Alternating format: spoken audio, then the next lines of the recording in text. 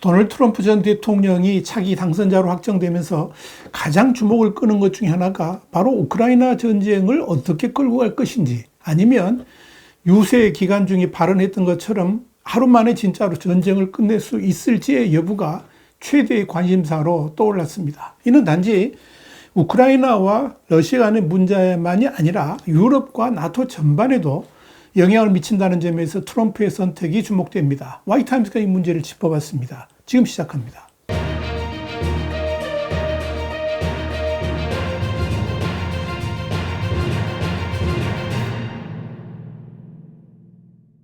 월스트리트저널은 지난 7일 트럼프는 우크라이나 전쟁을 곧바로 끝내겠다고 약속했다 그러면서 이제 그는 어떻게 끝내야 할지 결정해야 할 순간이 이르렀으며, 이를 위해 당선자와 가까운 외교정책 고문들은 전선을 효과적으로 동결할 수 있는 다양한 버전의 계획들을 제시했다라고 보도했습니다. 월저널에 이어서 트럼프는 취임식 전까지 우크라이나 전쟁을 종식시키겠다는 약속을 했기 때문에 당장 외교정책 전문가들의 다양한 의견을 청취하고 있다 그러면서 선거운동 기간 내내 바이든의 접근 방식을 비난했던 만큼 트럼프는 바이든과는 차원이 다른 갈등 해결책을 제시해야 하나 아직까지 구체적인 방안에 대해서는 언급한 바가 없다, 이렇게 밝혔습니다. 트럼프는 측근들에게 우크라이나 전쟁의 동결 방안에 대해 구체적으로 논의를 하거나 지침을 준 적은 없는 것으로 보입니다. 외교정책 고문들은 다양한 방안을 제시했지만 현재 상황에서 트럼프는 보좌진들과 협의하여 민감하고도 엄청난 위험이 내포된 외교 문제를 어떻게 처리할지 결정하게 될 것으로 보입니다. 이는 트럼프가 선거 전에 말했던 것처럼 하루 만에 전쟁을 끝내는 그런 단순한 방안은 아니라는 것을 의미합니다.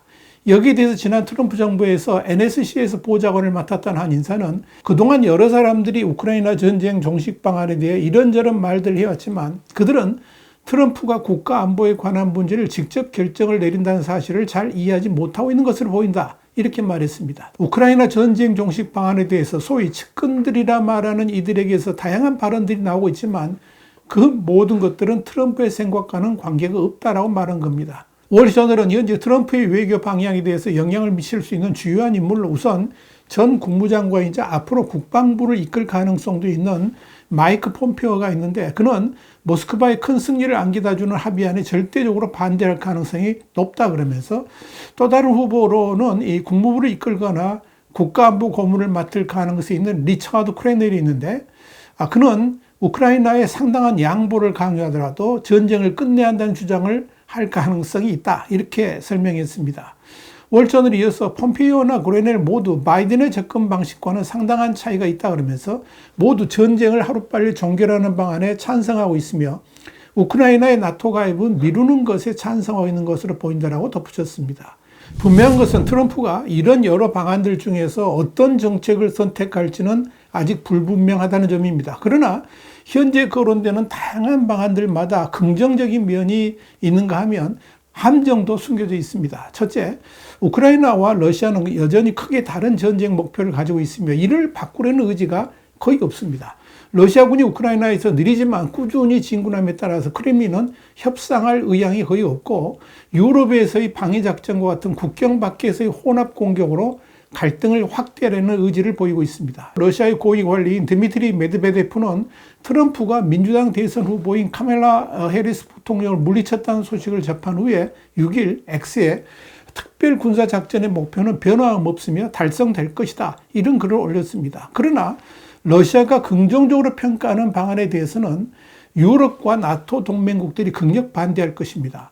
핀란드의 외무장관이 엘리나 발토네는 트럼프 팀의 구체적인 제안에 대해 알지 못한다 그러면서도 우크라이나가 협상하고 있다는 사실에 동의하고 우크라이나의 조건에 따라 협상하지 않는 한 협상은 없애야 된다라고 말했습니다. 군사 및 재정 지원을 크게 미국에 의존하고 있는 우크라이나의 젤렌스키 대통령도 푸틴보다 더 쉽게 트럼프에게 협상을 강요받을 수 있지만 영토를 양보하는 것은 모스크바에 항복하는 것이라 그러면서 강력 반대하고 있습니다. 한마디로 러시아 유리한 합의안은 결코 받아들일 수 없다는 점을 분명히 하고 있는 겁니다. 이런 가운데 크렘린에서도 트럼프를 견제하는 발언을 내놓아서 주목을 끌었습니다. 뉴스위크는 9일 크렘린의 드미트리 페스코프 대변인이 트럼프의 우크라이나 전쟁 24시간 내 종식 방안에 대해서 일종의 태클을 걸었다 그러면서 페스코프는 트럼프의 그런 주장은 일종의 과장된 발언일 뿐 현실성은 전혀 없다라고 주장했다. 이렇게 보도했습니다. 여기에 대해서 프랑스 랭스에 있는 네오마 경영대학원의 지정학 교수인 에드거 벨로우는 트럼프가 어떤 결정을 하든 간에 우크라이나 갈등과 지정학적인 안정을 위해서는 유럽의 역할이 절대적으로 필요한데 유럽의 동의가 없는 미국의 일방적인 결정은 국제관계의 파탄을 불러올 수도 있다. 이렇게 경고를 했습니다. 젤렌스키 대통령도 8일 푸틴에게 굴복하고 물러서고 양보해야 한다는 이야기가 많이 나오는데 이는 우크라이나에 용납할 수 없는 일이며 유럽 전체의 자살 행위다. 이렇게 주장했습니다.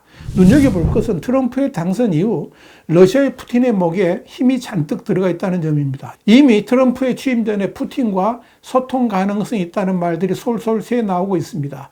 트럼프와의 브로맨스를 자랑하는 푸틴은 내친 김에 우크라이나 파괴와 협상 중에 이젠 택일할 때가 왔다 그러면서 당당하게 서방에 엄포를 놓고 있습니다. 이런 상황에서 트럼프는 과연 어떤 선택을 할까요? 자칫 이런 와중에 푸틴과 손을 잡고 러시아가 원하는 방향대로 우크라이나 전쟁을 끌고 나간다면 미국은 더 이상 유럽과 공존하기 힘들 수도 있을 것입니다. 지금 유럽은 긴장감이 팽팽합니다. 트럼프의 귀환을 앞두고 앞으로 나토가 그대로 유지될 수 있을지, 미국과 유럽 간의 동맹관계는 유지될 수 있을지 불확실성만이 가득하기 때문입니다. 지난 8일 유럽연합 정상들이 트럼프의 귀환을 대비해서 헝가리 부다페스트에서 열린 유럽 정치 공동체 정상회의를 열었습니다. 이 자리에서 유럽 정상들은 유럽의 안보와 경쟁력 강화를 위한 자각 노력이 필요하다. 그러면서 유럽이 미국에 대한 의존도를 줄여야 한다라고 입을 모았습니다. 이마뉴엘 마크롱 프랑스 대통령도 미 대선 결과에 대해 왈가왈부하는 것은 EU 지도자들의 역할이 아니다 그러면서 문제는 우리가 유럽의 이익을 수호할 의지가 있는지이며 이것이 우선순위다. 이렇게 강조했습니다. 릭 프리덴 룩셈부르크 총리는 트럼프 당선인에 대해 때때로 예측이 어렵고 기복이 있는 것을 알려졌다라고 평가하면서도 우리는 대화를 추구하겠지만 우리의 원칙을 포기하지는 않을 것이다. 이렇게 강조했습니다. 심지어 미셸 상임의장은 이날 미국이 러시아에 약한 모습을 보인다면 그것이 중국에 무엇을 의미하겠느냐 이렇게 발언하기도 했습니다. 또한 딕스호프 네덜란드 총리는 그가 물론 유세 과정에서 많은 공약을 말했지만 모든 것이 공식 정책에 반영되지는 않을 것이다 그러면서 대서양 협력은 미국과 유럽 양쪽의 이익을 위해 무엇보다 중요하다고 호소했습니다. 이와 관련해서 우르졸라 폰데르라이엔 EU 집행위원장은 이날 오후 X에 트럼프 당선인과 아주 좋은 전화 통화를 했다 그러면서 방위력, 우크라이나, 무역, 에너지 문제를 논의했다라고 전했습니다. 그는 전날에는 축하 성명을 내고 수백만 개의 일자리와 수십억 유로의 통상 투자가 양자 경제 관계의 역동성과 안정에 달렸다라고 말했습니다. 미셸 상임의장도 EU와 미국은 공통된 가치와 이익을 공유한다고 강조한 다음에 우리는 유럽을 계속해서 강력하게 만들 것이며 우리의 방위와 안보에 더 많은 투자를 할 것이다. 이렇게 강조했습니다. 현재 진행되는 다양한 논의들을 살펴보면 일단 트럼프가 선거 유세 때 발언했던 것처럼 러시아의 푸틴에게 일방적으로 유리한 정책을 추진하지는 못할 것으로 보입니다. 특히 후보 때와 당선자 때와는 신분 자체가 다르기 때문에 앞으로 트럼프의 발언은 상당히 신중해질 것으로 예상이 됩니다. 더불어 트럼프와 윤석열 대통령 간의 전화통화에서도 나타났지만 트럼프가 의외로 국방이나 국가안보 등에 관해서 세심한 부분까지 챙기고 있다는 점입니다. 이는 그만큼 트럼프의 측근들과 보좌진의 준비가 잘 되어 있다는 것 합니다. 그렇다면 우크라이나 전쟁 종식 방안에 대해서도 어차피 미국의 최대 동맹인 유럽과의 관계를 무시하는 일방적 주장을 내놓기는 어려울 겁니다. 유럽이 없는 미국만의 독고다이 외교는 불가능하기 때문입니다. 당장 대중국 억제를 위해서도 유럽의 협조가 없다 그러면 절대적으로 불가능합니다. 그렇기 때문에 우크라이나 전쟁 종식 방안도 유럽연합 측과도 충분한 논의를 거쳐서 시행될 가능성이 높습니다. 그럼에도 불안한 것은 트럼프의 의사결정이 너무 톡톡 튀는 스타일이다 보니까 준비 안 된 자리에서 참모들도 전혀 모르는 결정들이 툭 튀어나올 가능성입니다. 그런 점만 없다면 우크라이나 전쟁 종식 방안도 결국은 유럽 동맹국들을 감안한 그런 정책이 나오지 않을까 저는 그렇게 판단합니다. 화이트한드 국제정세 분석의 주풀이었습니다. 감사합니다.